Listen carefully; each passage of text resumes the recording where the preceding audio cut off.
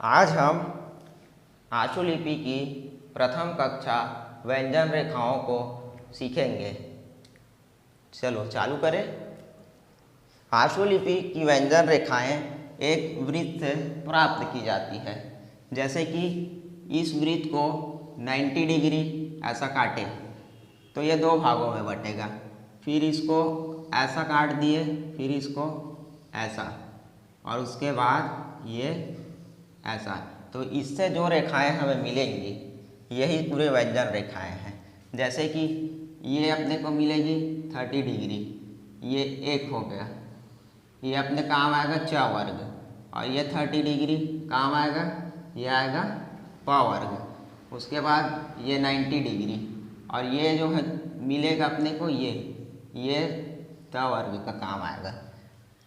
और वैसे ही कुछ और वक्र रेखाएं निकलेंगी, ये इनसे ही पूरी आशुलिपि की व्यंजनों को बनाया जाता है। सबसे पहले आता है क वर्ग।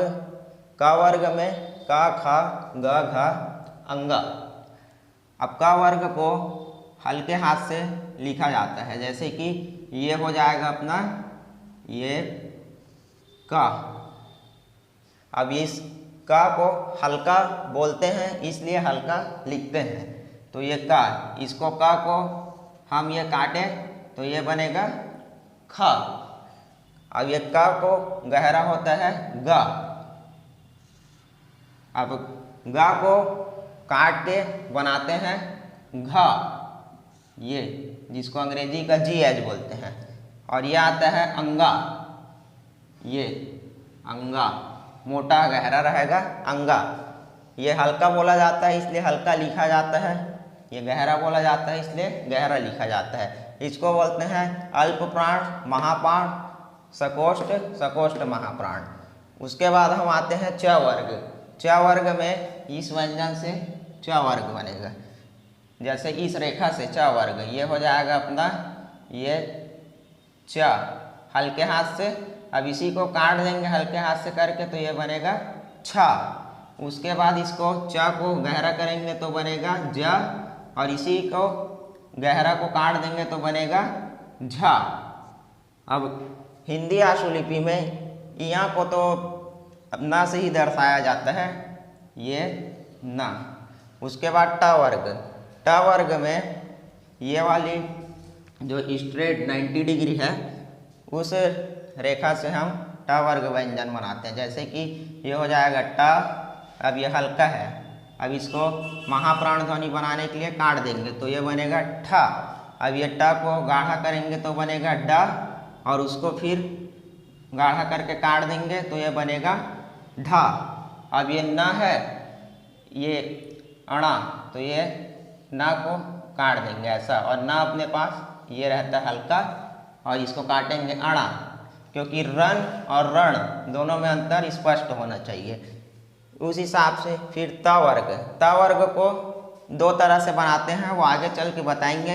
दोनों का अलग अलग प्रयोग है, दायां छाप बायां छाप। ये दो तरीके से बनेगा, ये दोनों साइड से। तो अभी हम एक ही तरीके से बता दे रहे हैं। ये त हल्के हाथ से, अब उसको हल्के से काट देंगे, इसको ये महाप्राण ध्वनि बनाएंगे तो ये था। उसके बाद ये होता है द, फिर आता है ये गहरा करके काटे धा, और वो ना प वर्ग। प वर्ग इस रेखा से प वर्ग बनेगा, ये हो जाएगा ये प। अब प को काट के फ बनाया जाता है। जैसे कि ये प है, इसको काट के ऐसे फ। ये ऋषि प्रणाली, मानक प्रणाली में इनका प्रयोग किया जाता है, लेकिन हम विशिष्ट आशुलिपि में जो पिटमैन शॉर्ट हैंड है उसके फ का प्रयोग करते हैं। ये अपना ये श को काट के फ बनाते हैं, ये अंग्रेजी का एफ। और उसी प्रकार से ये इसको प को मोटा करेंगे तो ये बनेगा ब, और इसको ऋषि प्रणाली और मानक प्रणाली में इसी ब को मोटा करके काट के भ बनाया जाता है। लेकिन हम विशिष्ट आशुलिपि में इस स को मोटा करके ही भ बनाते हैं। ये अंग्रेजी का एफ हो गया और ये वी हो गया, और ये अपने पास आता है म। उसी प्रकार से ये अपने पास क ख ग घ अंगा, और ये जितने भी वर्ग है उसके अंतिम व्यंजन ये सभी म, न, ण, य, अंगा, क, ख, ग, घ ये सभी रेखाएं जो है इनको बोलते हैं समतल रेखाएं।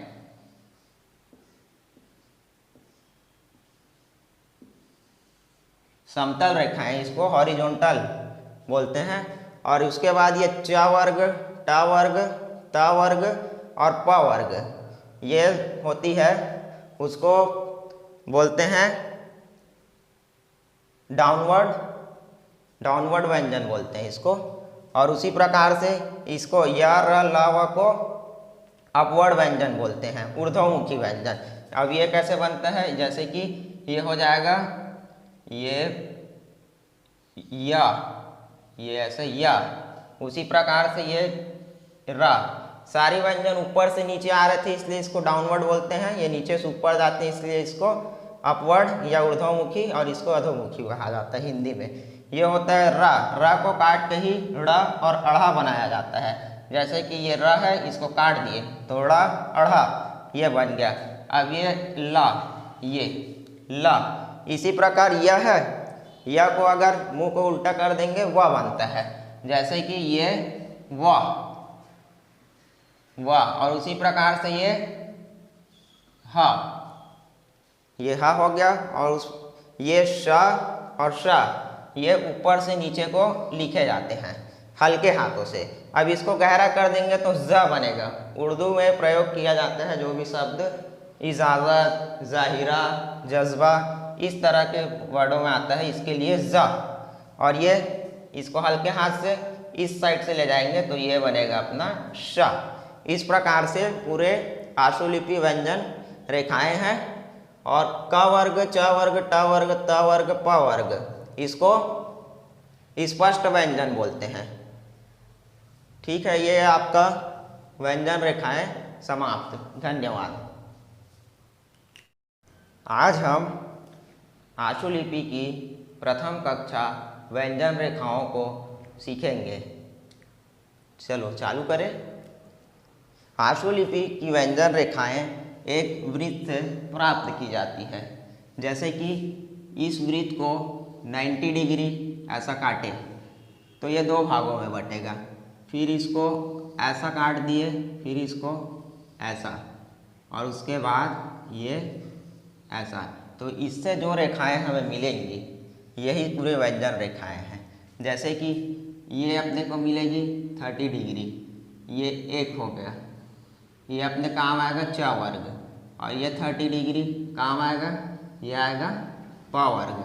उसके बाद ये 90 डिग्री, और ये जो है मिलेगा अपने को ये त वर्ग का काम आएगा। और वैसे ही कुछ और वक्र रेखाएं निकलेंगी, ये इनसे ही पूरी आशुलिपि की व्यंजनों को बनाया जाता है। सबसे पहले आता है क वर्ग। क वर्ग में क, ख, ग, घ, अंग।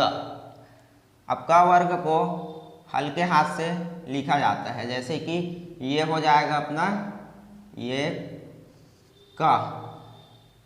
अब इस क को हल्का बोलते हैं इसलिए हल्का लिखते हैं, तो ये क, इसको क को हम ये काटें तो ये बनेगा ख। अब ये क को गहरा होता है ग। अब ग को काट के बनाते हैं घ, ये जिसको अंग्रेजी का जी एज बोलते हैं। और ये आता है अंगा, ये अंगा मोटा गहरा रहेगा अंगा। ये हल्का बोला जाता है इसलिए हल्का लिखा जाता है, ये गहरा बोला जाता है इसलिए गहरा लिखा जाता है। इसको बोलते हैं अल्प प्राण, महाप्राण, सकोष्ठ, सकोष्ठ महाप्राण। उसके बाद हम आते हैं च वर्ग। च वर्ग में इस व्यंजन से च वर्ग बनेगा। जैसे इस रेखा से च वर्ग, ये हो जाएगा अपना ये च हल्के हाथ से। अब इसी को काट देंगे हल्के हाथ से करके तो ये बनेगा छ। उसके बाद इसको च को गहरा करेंगे तो बनेगा ज, और इसी को गहरा को काट देंगे तो बनेगा झ। अब हिंदी आशुलिपि में यहाँ को तो न से ही दर्शाया जाता है, ये न। उसके बाद ट वर्ग। ट वर्ग में ये वाली जो स्ट्रेट 90 डिग्री है उस रेखा से हम ट वर्ग व्यंजन बनाते हैं। जैसे कि ये हो जाएगा ट, अब ये हल्का है, अब इसको महाप्राण ध्वनि बनाने के लिए काट देंगे तो ये बनेगा ठ। अब ये ट को गाढ़ा करेंगे तो बनेगा ड, और उसको फिर गाढ़ा करके काट देंगे तो ये बनेगा ढ। अब ये न है, ये अणा, तो ये न को काट देंगे ऐसा, और न अपने पास ये रहता है हल्का, और इसको काटेंगे अणा, क्योंकि रण और रण दोनों में अंतर स्पष्ट होना चाहिए।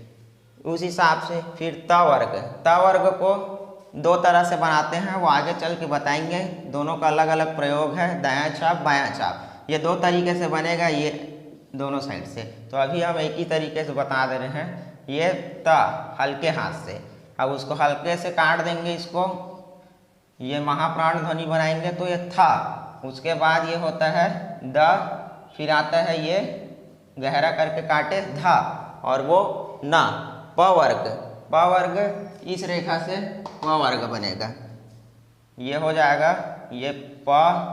अब प को काट के फ बनाया जाता है। जैसे कि ये प है, इसको काट के ऐसे फ, ये ऋषि प्रणाली मानक प्रणाली में इनका प्रयोग किया जाता है, लेकिन हम विशिष्ट आशुलिपि में जो पिटमैन शॉर्ट हैंड है उसके फ का प्रयोग करते हैं। ये अपना ये श को काट के फ बनाते हैं।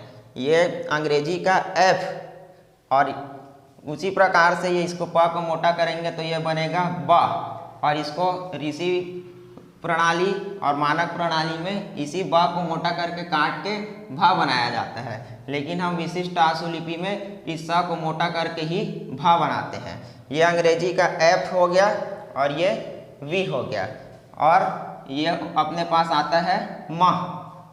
उसी प्रकार से ये अपने पास क ख ग घ अंगा, और ये जितने भी वर्ग है उसके अंतिम व्यंजन ये सभी म न ण य अंगा क ख ग घ, ये सभी रेखाएं जो है इनको बोलते हैं समतल रेखाएं।